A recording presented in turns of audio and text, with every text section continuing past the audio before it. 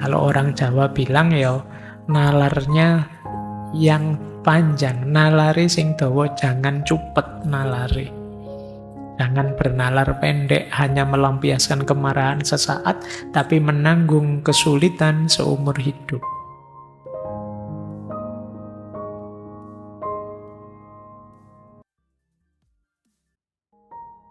Disakiti orang, dijajah orang, pingin langsung balas, ini berarti marahnya itu memang primer. Pemicunya memang menumbuhkan amarah dalam dirimu.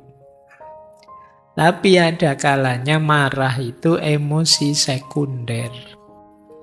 Sebenarnya tidak marah sih, emosi asalnya itu bukan marah, tapi membawa pada kemarahan. Mungkin takut, sedih, itu kadang-kadang membuat orang terus jadi marah. Cemas membuat orang terus jadi marah. Kecewa terus membuat orang jadi marah. Sebenarnya kamu kecewa karena pasanganmu meninggalkanmu. Dan dari kecewa itu terus kamu marah. Jadi marahnya berarti sekunder, level 2, tidak level 1. Jadi, ternyata yang membuat kita marah kalau di yang sekunder itu ya emosi kita sendiri sih sebenarnya. Maka mengendalikannya juga kita harus masuk ke akar emosinya, tidak sekedar amarahnya. Karena kalau emosi awalnya tidak sembuh, ya marahnya juga tidak sembuh. Apa sih yang di sekunder itu yang sering mengganggu kita? Antara lain ini. Mari kita sadari kadang-kadang kemarahan itu sebenarnya, ini pakai bahasa Inggris ya, tidak apa-apa. Embarrassment, malu. Shame juga malu. Embarrassment itu malu yang temporer. Jadi malu temporer itu kayak kalian misalnya kayak jalan di atas panggung jatuh, itu kan temporer. Kalau sudah selesai bangkit ya tidak ada masalah, tidak ada hubungannya dengan harga diri. Tapi ada kalanya shame. Kalau shame itu ya malu yang menyangkut harga diri sudah. Kayak kamu dikhianati, direndahkan orang, itu menyangkut harga diri. Itu biasanya jatuhnya shame. Dipermalukan di depan orang banyak, jatuhnya shame.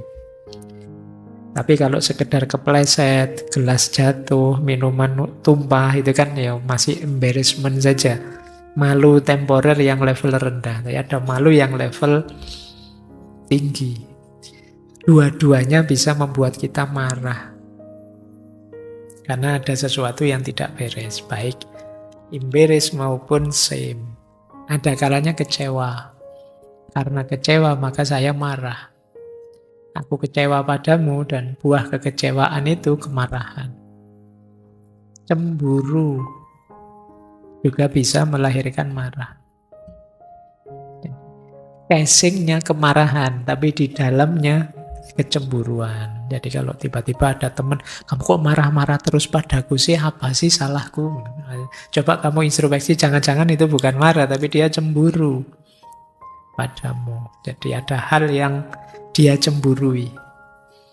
Misalnya kalian ada teman yang, wah teman saya itu Pak, rajin sekali belajarnya, kuliahnya serius, terus saya males-malesan, saya sering nggak masuk, sering itu. Tapi kok nilainya lebih baik saya ya Pak. Misalnya. Tapi dia itu kalau ketemu saya marah terus. Nah itu mungkin contohnya ya, ini marah karena cemburu. Jadi dia iri dengan kita. Ada juga karena takut. Saking takutnya terus jadi marah. Ada banyak ketakutan-ketakutan yang membawa pada kemarahan. Jadi banyak. Saya ada cerita zaman saya dulu di pondok pesantren itu ya, ada teman santri. Ya ini penakut sekali. Ini ilustrasi kasar dari takut yang jadi marah itu ya. Nah dulu kamar mandinya di pondok itu agak jauh. Jadi agak menyendiri gitu.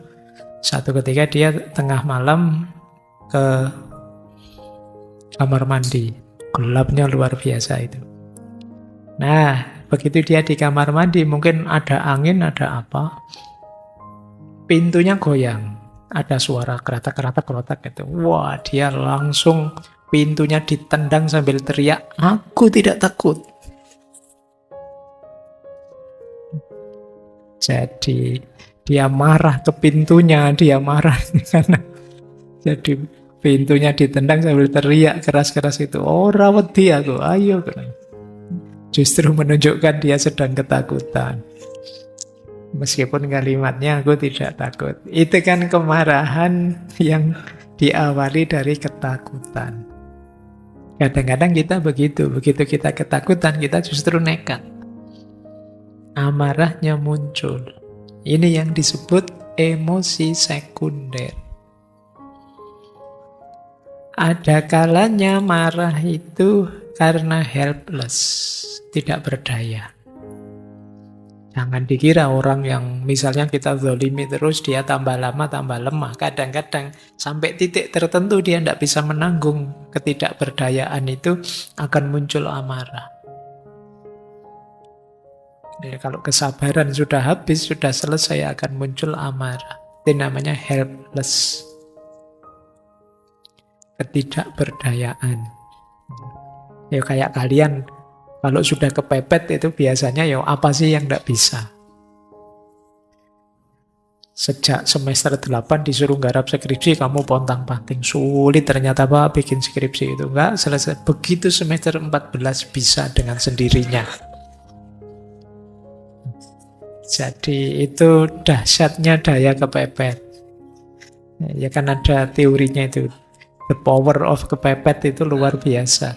Jadi kekuatan kalau kita sedang kepepet itu bisa apa saja sudah. Kalau terpaksa. Nah, itu yang disebut helplessness. Kalau sudah kepepet ya mau gimana lagi, mau tidak mau harus saya yang ngatasi ini. Kalau bukan saya siapa lagi? Masa sih saya harus begini terus? Nah, itu terus momen meletik kamu terjadi ketika help. Nah, kemarahan juga bisa muncul di situ. Zaman dulu banyak, kayak waktu kita dijajah itu terus muncul perlawanan-perlawanan, pemberontakan-pemberontakan. Itu biasanya diawali dari helplessness. Aku kok ditindas terus ya, kita kok diperas terus, dijajah terus ini. Lama-lama kita tambah lemah ini, sampai titik tertentu, sudahlah ayo lawan. Nah, jadi kemarahan itu diawali dari helplessness. Kesedihan juga begitu. Bisa membawa pada kemarahan. Sedih karena apa? Buahnya marah.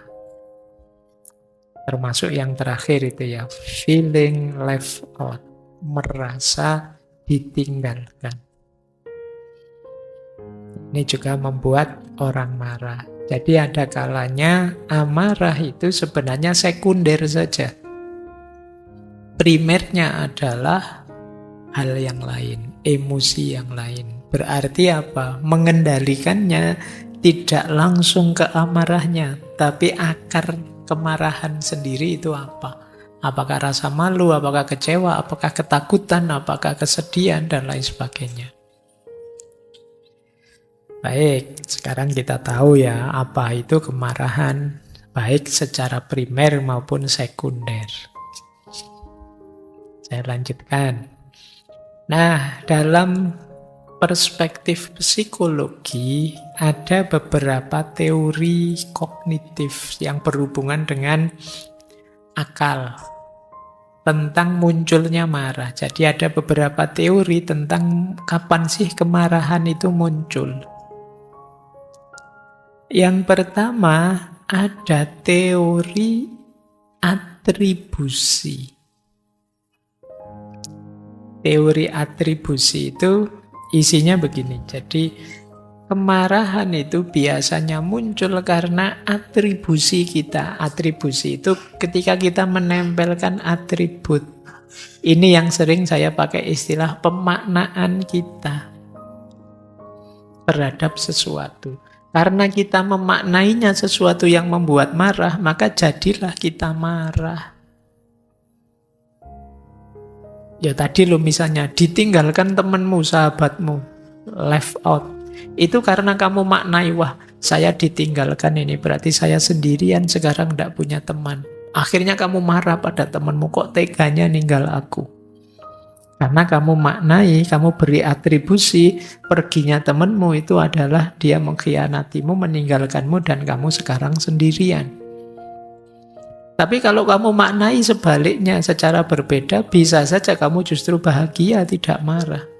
Alhamdulillah temanku meninggalkanku, sekarang aku bebas mau ngapain aja, tidak terikat sama dia. Bisa apa saja tanpa harus mempertimbangkan kehadiran dia. Loh, kalau kita maknai seperti ini, kita tidak jadi marah, kita jadi bahagia. Jadi marah atau tidak ternyata berhubungan dengan atribusi kita. Bagaimana kita menempelkan makna pada sesuatu.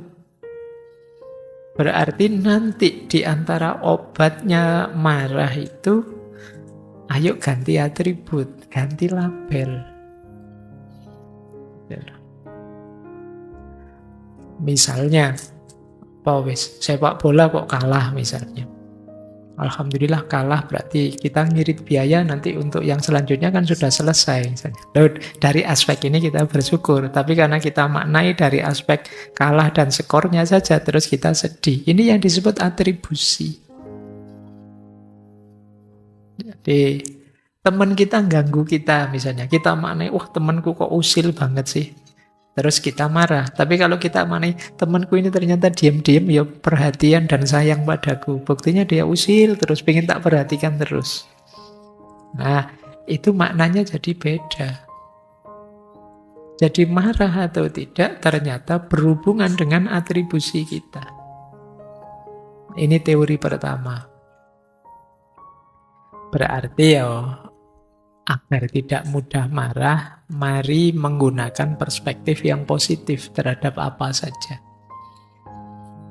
Sehingga kita lebih nyaman dalam hidup ini. Hal yang negatif boleh kok kita maknai secara positif. Makna ya, atribusinya. Yang kedua, namanya ekspektasi. Ekspektasi itu harapan. Kemarahan itu tidak ada hubungannya sama atribusi, tapi karena harapan kita yang berbeda dengan kenyataannya. Itu membuat kita marah. Saya berharap mengaji malam hari ini saya bisa duduk di depan, terus jelas, bisa moto Pak Faiz, bisa itu. Tapi sampai sini kok sudah tempat duduk saya diambil orang, sudah itu, terus kamu kecewa. Akhirnya kamu marah. Mungkin kamu salahkan dirimu sendiri, mungkin kamu salahkan teman-teman takmir atau temanmu yang datang lebih dulu. Ini teman-teman itu datang kok awal banget toh ya, Mbok ya. Jadi kemarahan muncul karena ekspektasimu sendiri, harapanmu sendiri. Makanya kata filosof Arthur Schopenhauer, dulu pernah kita bahas, itu kata beliau ya, di antara sumbernya kita bahagia itu adalah kontrol keinginan. Kontrol harapan kita. Jangan sering mematok harapan yang sangat jauh dari kenyataan. Hasilnya pasti kecewa dan marah. Kalau terlalu jauh dari kenyataan, sulit kamu nanti bisa bahagia. Kecuali kamu target jangka panjang dengan tahap tertentu yang lebih realistis. Ekspektasi sering membawa pada kemarahan. Kamu berharap, di situ saya contohkan, dihormati orang. Tapi sampai di tempat ternyata tidak ada orang yang peduli sama kamu. Marahlah kamu. Karena kamu tadinya ingin dihormati, sekarang tidak dihormati, tidak peduli. Ini orang-orang kok tidak ada yang menghargai saya ya, padahal YouTube saya followernya lumayan loh ya. Apa tidak kenal siapa saya? Wah, kamu stres itu. Harapanmu beda dengan kenyataannya. Itu yang kedua. Yang ketiga, dari mana munculnya kemarahan? Dari appraisal. Appraisal itu dari penilaian. Kadang-kadang kemarahan muncul ketika kita menilai sesuatu, kita mengevaluasi sesuatu, ternyata memang ada ketidakadilan. Ternyata memang hakku diambil. Ternyata memang, nah ini namanya appraisal. Kita menghitung, kita menilai sendiri. Ini ada yang tidak beres, saya harus marah ini di sini. Nah, itu namanya appraisal. Jadi, bisa karena atribusi kita, bisa karena harapan kita, bisa juga karena penilaian kita. Saya biasanya tidak gampang marah sih, tapi situasi seperti ini memang saatnya saya marah. Ini namanya appraisal. Jadi sebelum marah kamu mikir dulu. Ada pertimbangannya, ada penilaiannya. Tidak ujuk-ujuk kamu ekspresif marah. Tapi ada alasannya. Setelah kamu berpikir panjang, saya pertimbangkan, ini berarti sekarang saatnya saya harus marah, Pak. Oh ya monggo, silahkan. Ruang dan waktu kita persilahkan untuk marah. Nah, ini marah yang lebih baik ini. Diawali dari penilaian. Jadi ketika kamu meresepsi satu situasi, kemudian kamu simpulkan, ini tidak boleh terjadi. Ini tidak beres ini. Ini menyinggung saya ternyata. Saya tidak sadar tadi. Ternyata ini memang melecehkan saya. Saatnya saya marah. Ini namanya dari appraisal. Ya sebenarnya tiga-tiganya mungkin saja membuat kita marah. Silahkan teman-teman mulai sadar ya, ternyata kemarahanku bisa karena atribusi, bisa karena harapan yang tidak sesuai kenyataan, atau hasil penelitianku bahwa ada sesuatu yang tidak beres. Hasil penilaianku bahwa ada yang mendorong, menuntut seharusnya saya marah. Oke, kita lanjutkan.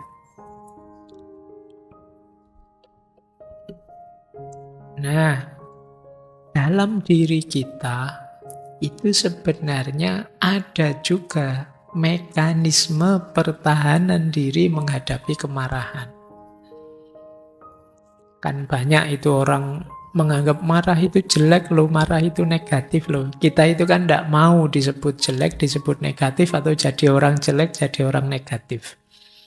Akhirnya muncul mekanisme pertahanan. Saat kita sadar kita marah.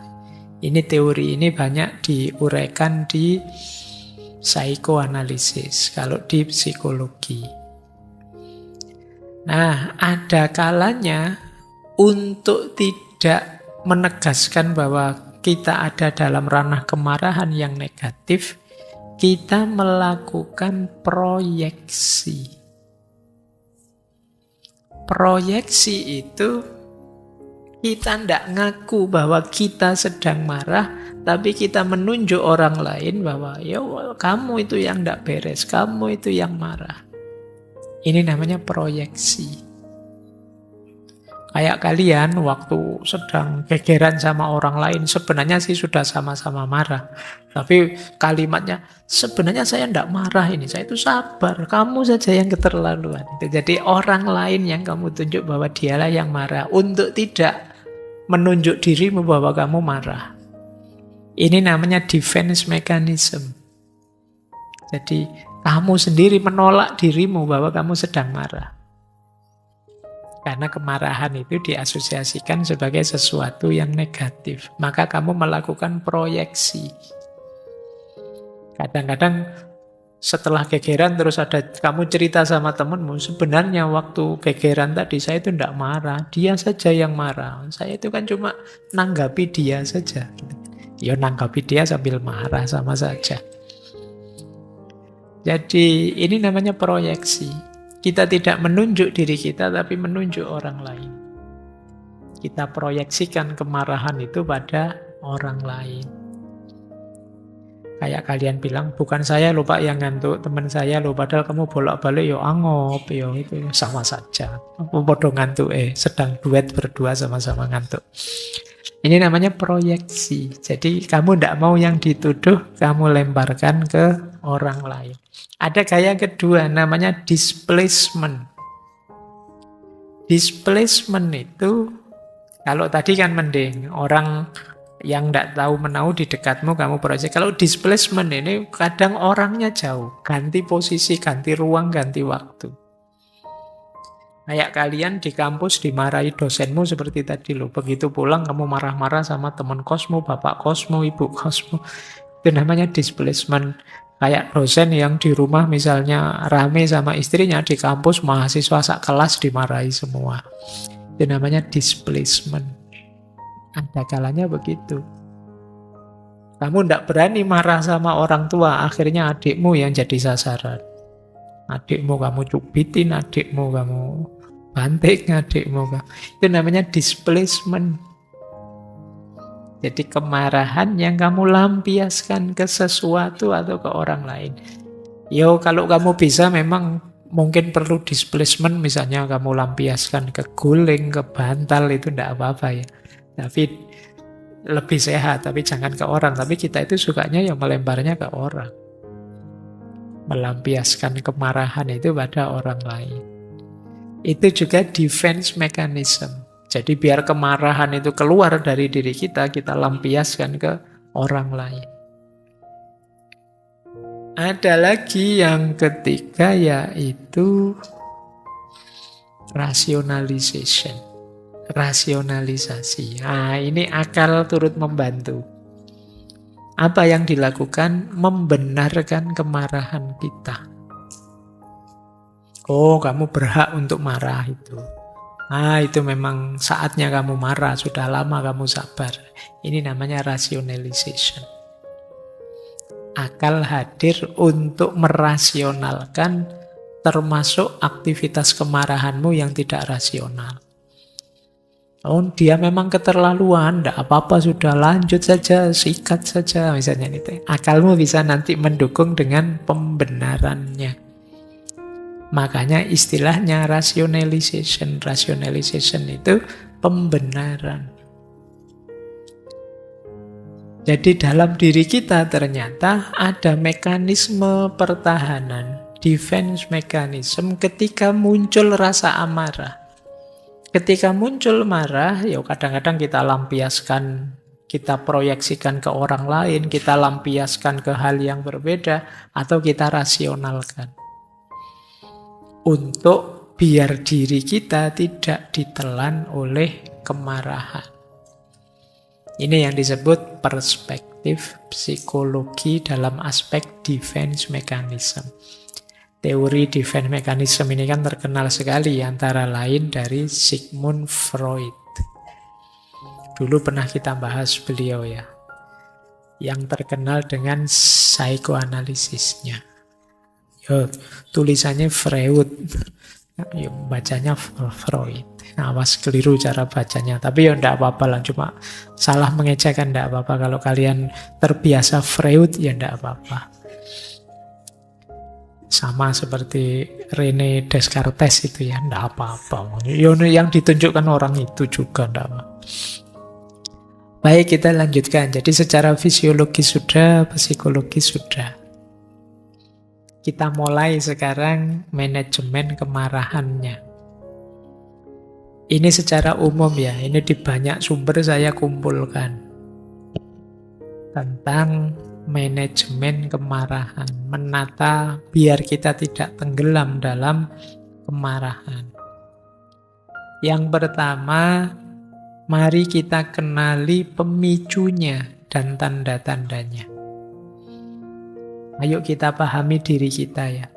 Saya itu Pak, kalau deket orang yang cerewetnya luar biasa, ngomong tidak berhenti-berhenti, itu saya mudah marah. Nah, kamu harus mulai hati-hati. Wih, saya baru kenalan teman yang satu ini, wah cerewetnya luar biasa ini. Wah. Saya harus mulai menjaga agar tidak mudah marah. Ini namanya mengenali pemicu. Saya Pak, kalau dibohongi sudah selesai, sudah tidak mungkin saya. Nah, teman saya ini kok senengannya bohong ya, tukang ngapusi. Saya harus mulai hati-hati ini. Nah, ini namanya mengenali pemicunya. Apa yang sering membuatmu marah, begitu kamu masuk ke situasi itu, mulai kamu hati-hati. Kemudian pahami tanda-tandanya juga. Kalau jantung saya sudah mulai berdebar keras Pak, ini biasanya saya marah sudah. Keringat dingin Pak, biasanya saya marah. Ya kamu yang ngerti ya, mungkin tiap orang beda-beda. Mungkin di yang lain tidak jantung sih, tapi mata rasanya pedes sekali. Atau kepala rasanya kayak pusing tiba-tiba, kayak dikampleng gitu kalau saya pesan. Mungkin tiap orang beda-beda. Pak, kalau saya jantung berdebar itu bukan marah, Pak, tapi jatuh cinta, Pak. Gitu, ya. Ya wes, ya makanya saya bilang beda-beda tadi, yang tidak selalu sama. Tapi kenali tanda-tanda, wah ini saya mulai marah ini, saya mulai marah ini. Ah, itu kamu harus mulai mengatur antisipasi yang harus kamu lakukan. Yang kedua, kalau memang terlanjur kamu begitu marahnya, coba lakukan relaksasi.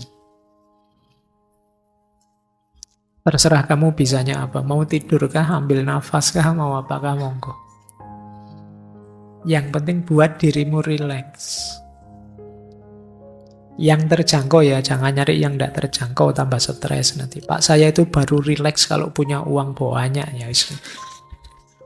Ya tambah stres kamu kalau kayak gitu, uang yang tidak punya. Jadi cari relaksasi yang mudah saja, yang gampang, yang enak. Untuk meredakan kemarahan.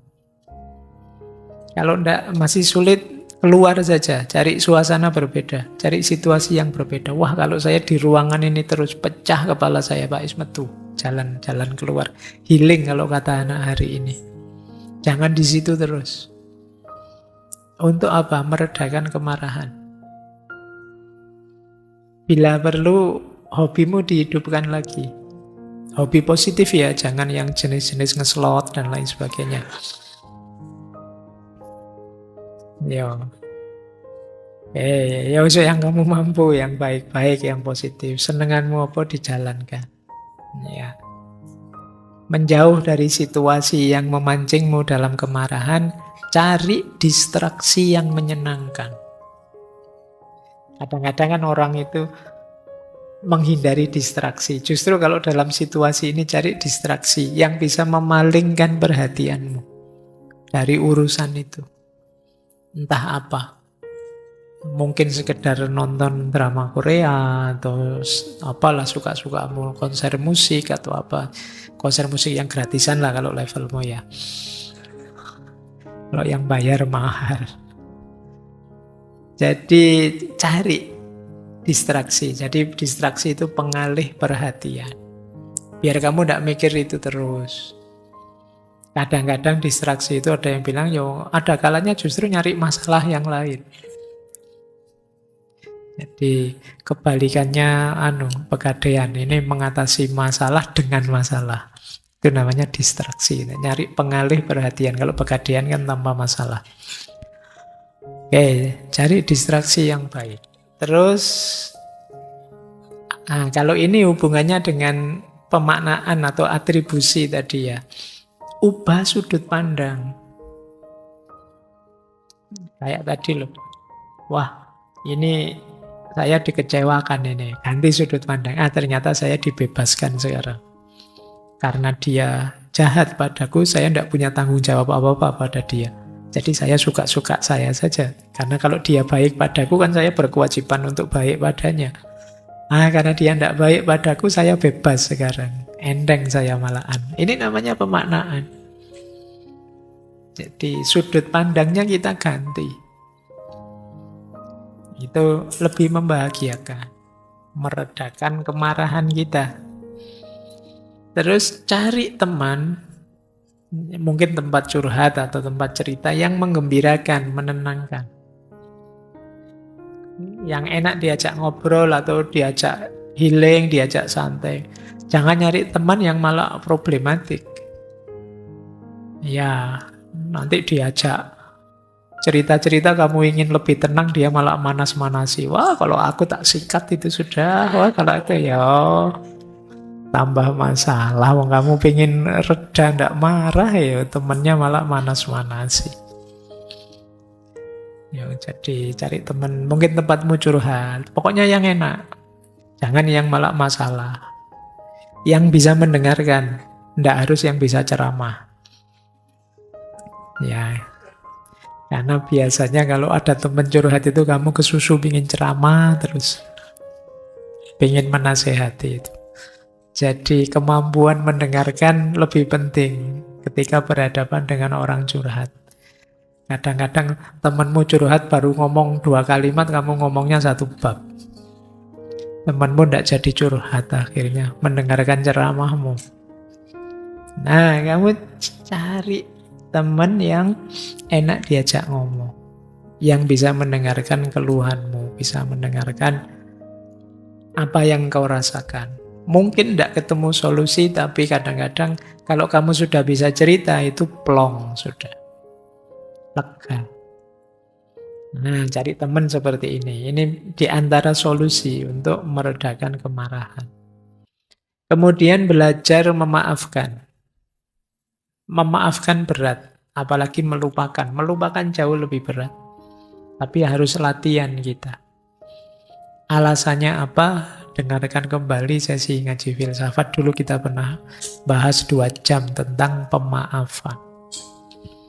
Manfaatnya apa, gunanya apa, memaafkan dan lain sebagainya. Tidak untuk orang lain kok memaafkan, itu untuk diri kita sendiri.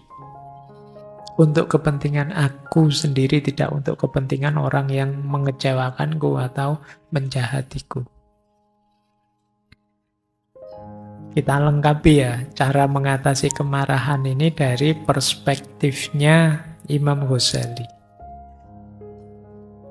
Imam Ghazali nanti dalam Ihya punya beberapa konsep kunci untuk meredakan kemarahan.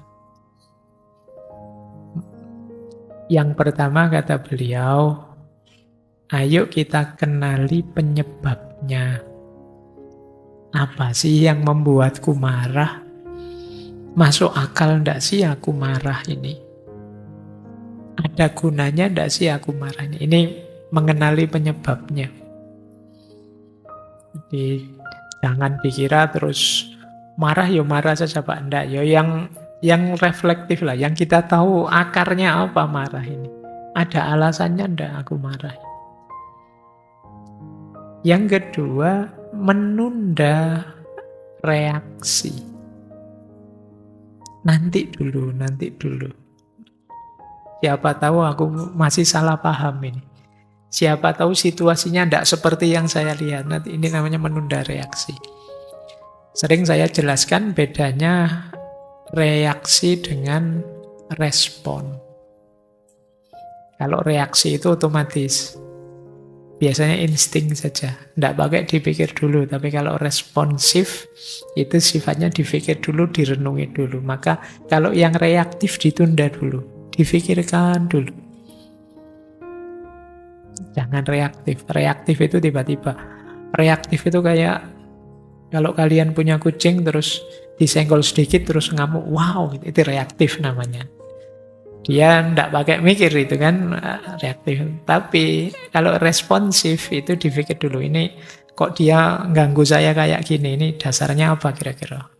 Alasannya apa? Sengaja ingin menyakiti apa? Jangan-jangan dia sendiri kepepet dan lain sebagainya. Jadi ditunda dulu. Saya masih ingat satu cerita yang terkenal sekali dari tradisi Zen Buddhisme. Satu ketika ada seorang murid mau pulang ke rumahnya setelah berguru belasan tahun. Sama gurunya, ya silahkan kamu pulang, tapi nanti ingat-ingat pesan saya, kalau mau melakukan apa-apa, mundur dulu 10 langkah. Terus maju lagi 10 langkah, terus baru kamu lakukan yang mau kamu lakukan. Ini muridnya bingung, ini kok kayak gini sih rumusnya, maksudnya apa? Tapi ya karena perintah gurunya, ya dia ikuti saja. Ternyata begitu sampai di rumah, tiba-tiba dia masuk rumah dan kaget. Lihat istrinya tidur dengan seorang laki-laki. Wah, marah kan mesti itu. Terus dia cabut pedangnya, ingin segera mengeksekusi 2 orang yang menyakiti hatinya, membuat dia marah. Begitu dia mau eksekusi, dia sadar. Katanya guru saya, tidak boleh tiba-tiba saya lakukan ini. Berarti saya harus mundur dulu 10 langkah. Dia mundur 10 langkah, terus maju 10 langkah. Ada kedengaran langkahnya maju mundur, istrinya sama laki-laki tadi bangun.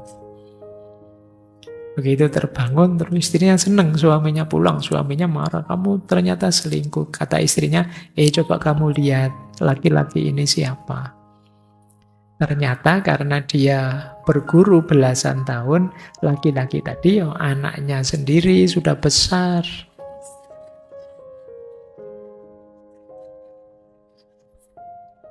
Lah iya ya belasan tahun ya anaknya sudah besar. Dia lupa bahwa sudah lama meninggalkan istrinya, tidak tahu kalau itu anaknya sendiri. Loh kan, alhamdulillah tadi pesannya gurunya mundur 10 langkah, maju 10 langkah. Selamat, akhirnya tidak jadi mengeksekusi anak dan istrinya sendiri. Nah, kalian boleh pakai ini ya, nanti kalau pulang masuk kamar kos, mundur 10 langkah, maju 10 langkah. Biar selamat. Baik, ya maksudnya sebelum melakukan sesuatu, pikir panjang dulu. Jangan disetir oleh kemarahanmu. Lanjut, ini menarik istilahnya ganti posisi. Ganti posisi itu maksudnya gini loh, kan ada hadis itu Rasulullah bilang, jika engkau sedang marah, kalau engkau berdiri maka duduklah. Kalau engkau sedang duduk maka berbaringlah. Maksudnya apa? Jangan reaktif tadi loh. Caranya menarik diri sebentar. Mungkin minggir dulu, masuk kamar dulu, apa dulu. Jadi biar tidak dibelenggu oleh kemarahanmu. Nah itu istilahnya ganti posisi. Atau pergi-pergi kemana dulu lah, jangan di situ terus. Biar tidak marah terus-terusan. Itu yang ketiga. Yang keempat, ta'awudz banyak-banyak. Kata Imam Ghazali. Diperbanyak ta'awudnya. Karena kata beliau ini setannya sedang berpesta kalau kamu sedang marah. Maka berlindung pada Allah dari godaan setan. A'udzubillahi minasyaitonirrajimnya diperbanyak. Jangan alhamdulillah. Jadi ta'awud. Minta perlindungan dari dirimu sendiri dan godaan setan. Kemudian, seandainya tetap harus marah, hitung konsekuensinya. Dilampiaskan, ya silahkan, tapi jangan sampai yang kontraproduktif, yang seperti kata Marcus Aurelius tadi, yang sebabnya lebih kecil, efeknya lebih besar. Kerugiannya jauh lebih besar. Nah itu jangan. Ayo dihitung konsekuensinya. Bisa saja sih saya pukuli dia, tapi nanti efeknya mesti nanti saya di penjara, dia juga masih saudara, terus jadi repot semua, susah semua nanti keluar. Karena itu namanya menghitung konsekuensi jangka panjang. Kalau orang Jawa bilang ya nalarnya yang panjang, nalari sing dawa, jangan cupet nalari. Jangan bernalar pendek, hanya melampiaskan kemarahan sesaat, tapi menanggung kesulitan seumur hidup. Maka hitung konsekuensi dari kemarahanmu. Ini beberapa nasihat dari Imam Ghazali. Inilah tadi yang saya sebut kemarahan yang sah. Kemarahan yang benar, righteous anger. Jadi kalau ada yang tanya, ada tidak Pak momen di mana saya berhak marah? Ada. Yang pertama apa? Kalau kalian melihat ketidakadilan. Yang pertama. Mahatma Gandhi, Nelson Mandela, itu kan contoh-contoh pejuang-pejuang. Tadi sudah saya contohkan Pangeran Diponegoro dan melihat ketidakadilan, marah dan tergerak untuk melawan, menghapuskan ketidakadilan itu. Itu yang pertama. Yang kedua, kapan Pak saya berhak marah? Marah secara naluri untuk perlindungan. Ya di situ saya contohkan Ibu yang melihat anaknya terancam misalnya, maka dia marah kemudian ingin melindungi anaknya. Kalian mungkin jiwamu terancam, nyawamu terancam, harga dirimu terancam, dan lain sebagainya. Yang itu sifatnya positif dan terancam jadi negatif, kalian boleh marah. Yang ketiga, marah yang mendorong pada kebaikan. Jadi, saya kok ndak bisa ya serajin teman saya itu, jengkel saya, marah saya pada diri saya sendiri. Kok saya ndak bisa sebaik itu, kok saya ndak bisa setekun itu, kok saya ndak bisa. Nah, itu marah kayak gini boleh. Marah yang mendorong pada perbaikan. Jadi dengan 3 alasan ini kalian boleh marah. Tapi syaratnya 3. Yang pertama, kendalikan kemarahan itu bukan kalian yang dikendalikan oleh kemarahan. Yang jelas kemarahan tidak boleh menguasai kita. Kita yang harus menguasai kemarahan. Yang kedua, tujuannya untuk kebaikan. Tidak sekedar balas dendam. Pak, saya harus marah, Pak. Karena teman saya ini sudah sangat jahat, karena saya cinta sayang dia, ya tetap saya tegur dia, sedikit saya kasih hukuman biar dia jadi lebih baik. Ini namanya tujuannya untuk kebaikan. Hukumannya adalah dia tidak boleh bareng motor saya sampai saya lulus misalnya. Nah, itu contohnya. Tujuannya apa? Kebaikan, biar dia sadar bahwa yang dia lakukan itu negatif. Tidak semata-mata untuk balas dendam. Dan tentu saja diungkapkan dengan cara yang tidak merugikan. Jadi selalu cari cara yang menguntungkan. Kadang-kadang kayak di pesantren-pesantren itu dihukum disuruh menghafalkan surat ini atau disuruh nulis ayat ini. Itu kan tujuannya bukan tujuan yang negatif. Misalnya hukum itu hukuman yang positif. Jadi diungkapkan dengan cara yang tidak merugikan. Misalnya dosen marah pada mahasiswanya, misalnya, kamu saya hukum selesaikan 5 buku ini dalam waktu 1 bulan, kamu tulis reviewnya. Ini kan melampiaskan kemarahan, menghukum mahasiswanya, tapi tidak rugi.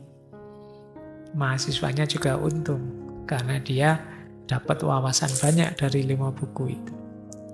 Ini yang disebut righteous anger. Kemarahan yang benar, yang diperbolehkan, bukan kemarahan yang menggelapkan hati tadi. Lanjut ya, ini teori dari seorang psikolog. Mungkin menarik untuk teman-teman ya, saya baca cepat saja mengingat waktunya. Seandainya kalian punya teman yang toksik, jenis toksiknya adalah selalu membuat kamu marah. Apa yang harus kamu lakukan? Ya, yang pertama, kendalikan emosi. Harus tetap kontrol. Boleh pakai ambil nafas dalam-dalam berapa kali. Atau menghitung saja sampai 10 kali. Kalau pas lagi marah, terus kamu ngitung 1, 2, 3. Masih marah terus sampai 20, masih marah teruskan sampai 100. Sampai marahmu reda. Jadi ini tipsnya, ini basicnya ini ya, untuk masih tetap terkontrol. Kamu merasa sangat gelap, tidak kontrol sama sekali ya, ambil nafas dalam-dalam, hitung. Kemudian pahami sumber marah. Coba kamu tanya, apa sih yang membuatmu marah dari temanmu itu? Kira-kira dia itu sengaja melakukannya, atau ya dia memang modelnya begitu, aku saja yang baper. Kadang-kadang ya memang teman kita tipenya memang begitu. Bukan dia ingin membuat kita marah. Kita saja yang tidak cocok dengan tipe itu sehingga kita terus marah terus. Atau jangan-jangan ada hal lain. Jadi saya marah ke dia itu bukan karena Dia sih, karena sayanya sendiri. Saya tiap hari kerjaan banyak, jadi tiap hari capek, tiap hari tertekan secara emosi. Kebetulan dia teman kos saya, jadi tiap hari ketemu dia jadi pelampiasan. Ternyata masalahnya di saya, bukan di dia. Nah, coba ini yang disebut, ayo kita cari sumber marahnya di mana. Kemudian tetapkan batasan. Tetapkan batasan itu ya kalau memang dia masalahnya, ada hal yang teman-teman tidak suka dari dia, ya sampaikan secara asertif. Secara asertif itu tidak menuduh, menjatuhkan, tapi dengan kalimat yang tegas tapi tidak merendahkan. Misalnya, saya tidak nyaman kalau kamu seperti itu terus. Bukan kamu itu kok bodoh sekali jadi orang, nyusahi saya terus. Nah, ini tidak asertif namanya. Coba pakai kalimat yang lebih asertif, biar temanmu nyaman juga, meskipun kamu tegur. Kalau masih sulit, jaga jarak saja tidak apa-apa. Ada kalanya memang kita punya teman yang sangat toksik, ya kita memang agak harus menjauh. Kalau kita merasa tidak kuat, terus-terusan deket dia. Kalau sudah masih sulit juga, pakai tips selanjutnya, belajar untuk tidak baper. Ini mulai agak cuek. Caranya gimana? Yang pertama, sudahlah, dia memang kurang ajar, tapi dia, saya. Terserah dia mau apa, saya tidak ngefek ke saya. Itu cara pertama untuk tidak baper. Bukan saya kok itu, dia. Jadi ngapain aku harus susah oleh kelakuan dia? Aku diriku. Dia tidak bisa menyakitiku kalau aku tidak mengizinkan diriku disakiti. Nah, ini gaya stoiknya muncul. Kalau masih sulit, ke selanjutnya. Tapi nanti yang baper juga ada model empatik. Boleh kalau kita lebih empatik, dia kok kayak gitu, ada masalah apa ya? Jangan-jangan dia juga ada kesulitannya sendiri. Ada problemnya sendiri. Siapa tahu aku bisa bantu. Ini kayak empatik. Kalau masih sulit, ganti fokus. Nggak usah bahas dia terus, nggak usah lihat dia terus, nggak usah perhatian dia terus. Urusi yang lain yang tidak menyulitkan kita. Kalau sudah sampai titik itu masih tetap nggak bisa, saatnya nyari bantuan orang. Konseling, membuat kita tenang, minta nasihat teman lain yang bisa dicurhati. Sampai di titik terakhir kita bisa memaafkan dia. Nah, ini lebih positif kalau kita bisa sampai di yang terakhir itu. Tapi rumus-rumus tadi mungkin bisa jadi pedoman kita kalau kita sedang menghadapi teman yang selalu membuat kita marah. Baik. Masih adakah? Masih ada. Dari Maulana Rumi kita, waktunya 10 menit ya. Kata beliau menarik. Tingkatkan kata-katamu, bukan suaramu. Hujanlah yang menumbuhkan bunga, bukan guntur. Jadi, kalau kita ingin tidak membuat orang marah, tingkatkan kata-katamu. Untuk kita punya kata-kata yang berkualitas, ya kita harus meningkatkan kualitas diri kita. Bukan suara kita. Orang marah itu kan biasanya suaranya keras.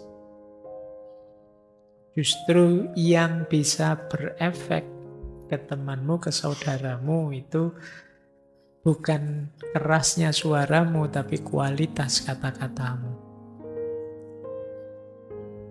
Hujanlah yang menumbuhkan bunga, bukan guntur.